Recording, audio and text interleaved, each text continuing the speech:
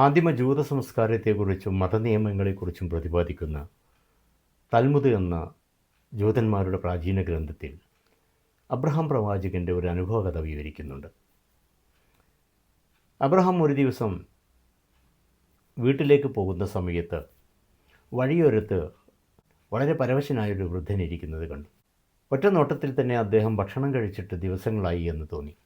Abraham ആ വൃദ്ധനെ തൻ്റെ വീട്ടിലേക്ക് തൻ്റെ അതിഥിയായി കൊണ്ടുപോയി. സന്ധ്യാപ്രാർത്ഥനയ്ക്ക് സമയമായപ്പോൾ അബ്രഹാം അംഗസ്നാനം ചെയ്ത് സന്ധ്യാപ്രാർത്ഥനയ്ക്ക് തയ്യാറായി. ഏകദൈവ വിശ്വാസിയായ അബ്രഹാമിൻ്റെ പ്രാർത്ഥന കണ്ട് ആ വയോധികൻ ആശ്ചര്യപ്പെട്ടു. അദ്ദേഹം പ്രാർത്ഥിക്കുകയോ അബ്രഹാമിൻ്റെ പ്രാർത്ഥനയിൽ പങ്കുചേരുകയോ ചെയ്തില്ല. പ്രാർത്ഥന കഴിഞ്ഞതിന് ശേഷം അബ്രഹാം ചോദിച്ചു, താങ്കൾ എന്താണ് പ്രാർത്ഥിക്കാതിരുന്നത്? വൃദ്ധൻ പറഞ്ഞു, എനിക്ക് ദൈവത്തിൽ വിശ്വാസമില്ല, അതുകൊണ്ട് തന്നെ പ്രാർത്ഥനയൊക്കെ വെറുതെയാണെന്നാണ് ഞാൻ വിശ്വസിക്കുന്നത്, അതുകൊണ്ട് ഞാൻ പ്രാർത്ഥിക്കാറുമില്ല. അബ്രഹാമിന് ദേഷ്യം തോന്നി. അദ്ദേഹം ആ വൃദ്ധനെ വീട്ടിൽ നിന്ന് ഇറക്കി വിട്ടു. അന്ന് രാത്രി അബ്രഹാമിന് ദൈവം പ്രത്യക്ഷപ്പെട്ടു.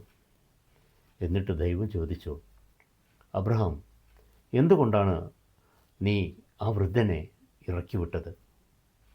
അബ്രഹാം പറഞ്ഞു, പ്രഭു, അങ്ങയിൽ അവൻ വിശ്വസിക്കുന്നില്ല, അവൻ പ്രാർത്ഥിക്കുന്നില്ല, അവനൊരു ദൈവനിഷേധിയാണ്.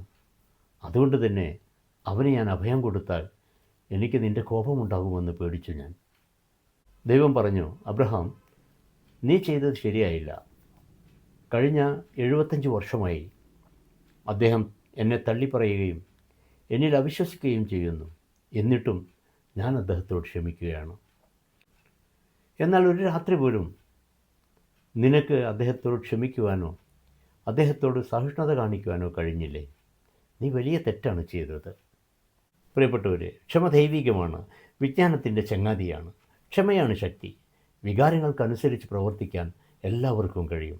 വികാരങ്ങളെ നിയന്ത്രിച്ച് മനസ്സിനെ ആത്മീയതയിലേക്ക് ഉയർത്താൻ വളരെ പ്രയാസമാണ്. അതുകൊണ്ട് ക്ഷമ കൊണ്ട് ജീവിതം ധന്യമാക്കുക. നന്ദി, നമസ്കാരം.